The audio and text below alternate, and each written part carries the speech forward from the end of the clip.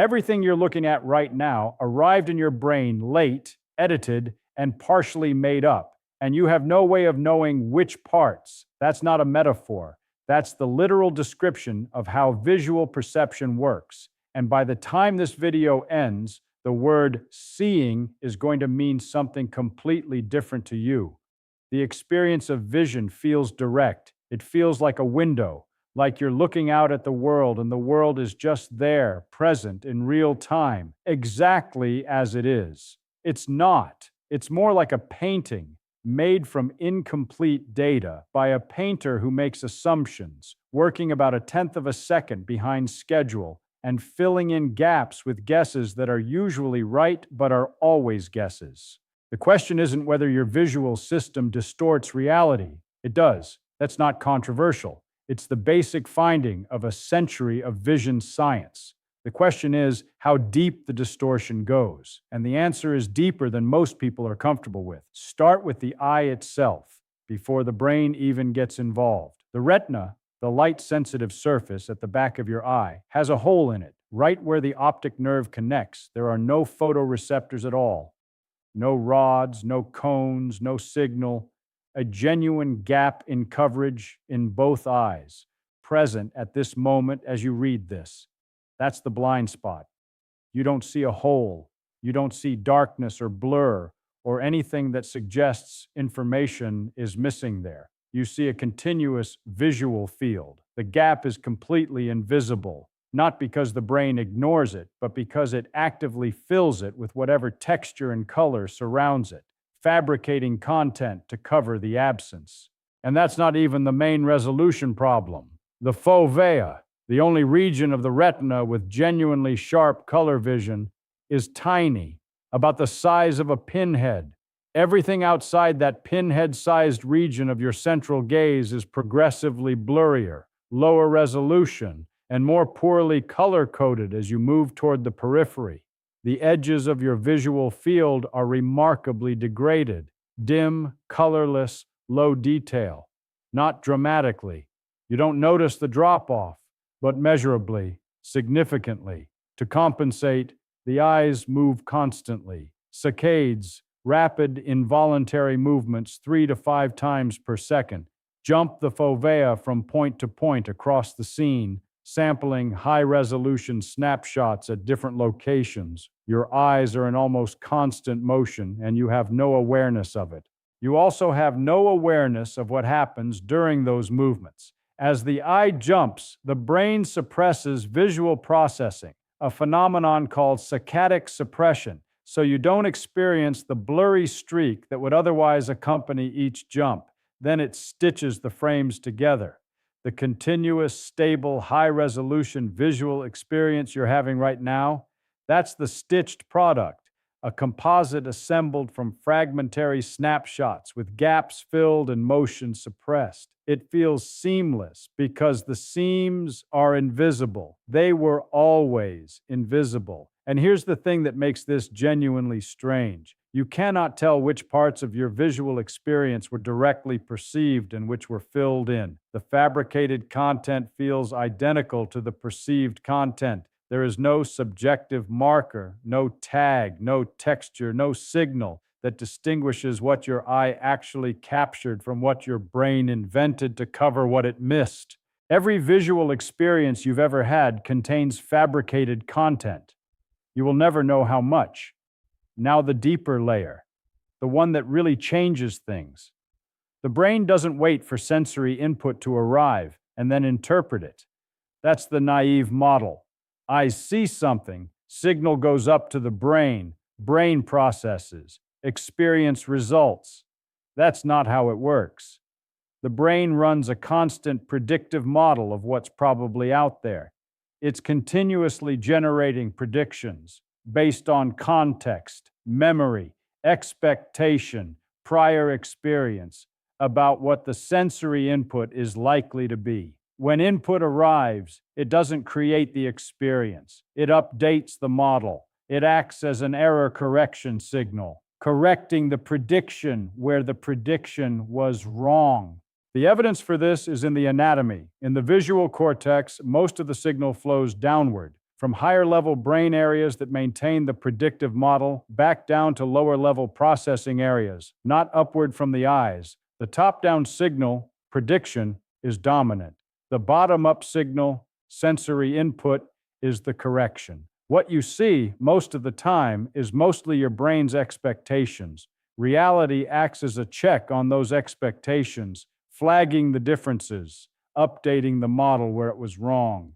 When expectation and input align, which is the vast majority of the time, you experience the expectation, not the input, the prediction that the input confirmed. This is why expertise changes what you see. An experienced radiologist sees an anomaly in an X-ray that a student doesn't, not because they have better eyes, but because the experienced radiologist has a richer predictive model. The prediction has a slot for that anomaly pattern. When the input confirms it, the experience includes it. The student's model doesn't have that slot. The input that would confirm it arrives, and there's nothing to correct, so nothing registers. Same retinal image, different brains, different visual experiences. Now, the timing problem, because this is the one that genuinely disturbs me when I think about it carefully. Visual processing takes between 80 and 120 milliseconds from the moment photons hit the retina to any conscious experience of seeing, about a tenth of a second. That's not long in casual terms, but consider what it means. In that tenth of a second, a moving object has moved. A ball in flight has traveled further. A hand gesture has progressed. The world has changed from the state it was in when the photons left it. By the time you consciously see something, you're already seeing the past. If the brain showed you this delayed image without correction, you'd experience the world consistently behind, reaching for where a moving object was, not where it is. You'd be perpetually out of sync with the present moment.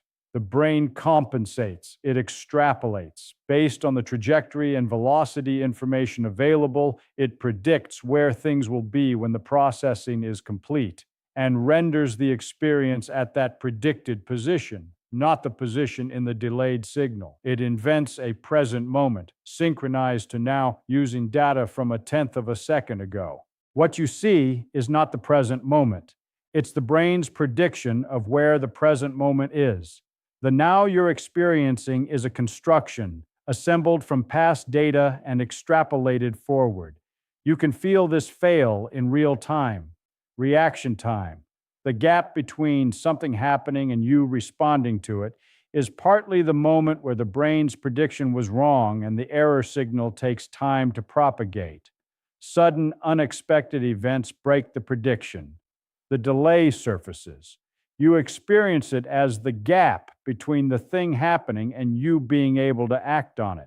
The rest of the time, the prediction is good enough that the delay is invisible, but the delay is always there. Change blindness. This is the experiment that makes all of this concrete.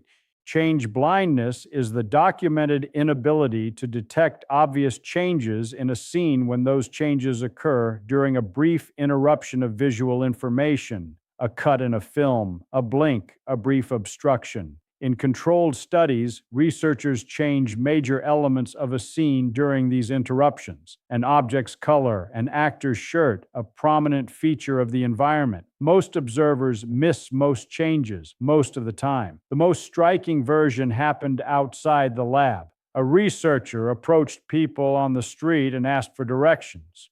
During the conversation, two people carrying a large board walked between them, briefly breaking visual contact. When the board passed, the person asking for directions had been silently replaced by a different person. Different face, different hair, different clothing. Over half of the participants in this study didn't notice. They continued giving directions to a stranger as if nothing had happened. Think about that. A person they'd been looking at and talking to was replaced by a different person, and they didn't notice. They were looking directly at the situation. The information was fully visible. It didn't register. The brain doesn't record everything it looks at. It records what it predicted would be there, and it updates selectively. only when an error signal comes in flagging a discrepancy. If the prediction was person asking for directions and the board obstruction provided a gap, the model filled in person still asking for directions when the board passed. The incoming signal didn't correct it hard enough because attention wasn't focused on the features that changed. The continuous, stable, detailed visual world you're experiencing right now is not a live feed from your eyes. It's a model, maintained by memory and prediction, updated selectively, containing substantial amounts of content that were never perceived, only modeled. Color and brightness, things that feel most directly, obviously physical, are also mostly constructed. The visual system doesn't measure absolute brightness. It measures contrast and ratios relative to the surrounding scene. This is why the same physical shade of gray looks dramatically different depending on whether it's surrounded by black or white. The gray hasn't changed. The context has. And context determines perception. The checker shadow illusion is the cleanest demonstration. Two squares on a checkerboard, one in the lit area, one in the shadow, look dramatically different colors. One looks light gray, one looks dark gray. They are physically identical in luminance. Put a finger over the boundary between the lit and shadowed regions, and the squares suddenly look the same. The illusion collapses when you remove the context that was generating it. What the brain is doing is applying a lighting model. It knows from the context that one square is in shadow and one is in light. A square that's medium gray in shadow must have high reflectance, a light-colored surface. A square that's medium gray in light must have low reflectance, a dark-colored surface. The brain renders them accordingly. It's not misreading the pixel values. It's doing sophisticated inference about what the underlying surfaces must be, given the lighting conditions. That inference is usually right. It's extraordinarily useful. It's also what makes the illusion work, because the illusion is set up to feed the inference system exactly the cues that trigger the model. And the model produces a perceptual experience that doesn't match the raw physical measurements. Every color and brightness you've ever perceived was relative, contextual, and informed by the brain's model of the lighting, not a direct readout of what's there, an inference about what must be there, given what the brain knows about how light works, and then attention, which is where this becomes specifically about what exists in your experience at any given moment. Inattentional blindness is the failure to notice obvious visible objects or events when attention is focused elsewhere. The most famous demonstration, participants watch a video of two groups of people passing basketballs and are asked to count the passes made by one group. During the video, a person in a full gorilla suit walks through the scene, faces the camera, thumps their chest, and walks away. Around half of participants don't see the gorilla. When told to look for it in a second viewing, they're shocked it was there. Some insist the experimenter must have shown a different video. The gorilla was fully visible, fully lit in the center of the frame, present for several seconds. It didn't register because attention wasn't on it. You don't see everything in your visual field. That would be accurate to say in the technical sense, light from everything in your visual field hits your retina. But seeing, in the sense of conscious visual experience, only applies to what attention is directed at. Everything else is processed to some degree. You'd notice sudden motion in the periphery, but it doesn't exist in the rich conscious way that attended objects exist. Attention is a spotlight, a narrow, focused spotlight, and most of the scene at any moment is in the dark, processed at low resolution, not consciously registered, available to draw attention if something changes dramatically, but otherwise absent from the experience of seeing. The visual world that feels complete and present all around you is mostly a rough model of the periphery, maintained by memory of what was recently attended to, updated when motion or contrast changes demand attention. Now, Feynman's version of this. Because he was precise in a way that's useful, Feynman was obsessed with the distinction between a model and the thing the model represents. He'd take a physics concept, say a field, and ask, what does that actually mean? Not what is it called, not what diagram represents it. What is it if you strip away the name and the representation? He was perpetually suspicious of the map being mistaken for the territory. His point applied to vision. The visual system produces a model. It's a good model. It's useful, stable, actionable, and accurate enough for navigating the physical world with considerable precision. But it's a model built for survival and navigation, not for truth, not for accurate representation of the underlying physics. Optical illusions in this view aren't failures or bugs or edge cases where the system breaks down. They're demonstrations of the rules the system always uses, made visible by inputs that were designed to trigger those rules in isolation. The rule that makes the checker shadow illusion work is the same rule. Apply a lighting model to infer surface reflectance that makes color perception work in normal conditions. The illusion is the system working exactly as designed, just on inputs that reveal the design. Every heuristic that makes perception fast and useful is also the source of a predictable error mode. Every shortcut that lets the brain build a stable model from incomplete data is also a place where the model can be confidently wrong. The perception that's accurate enough for survival is not the same thing as accurate perception of what's actually there. What is actually there? Physics has an answer, but it doesn't look like anything.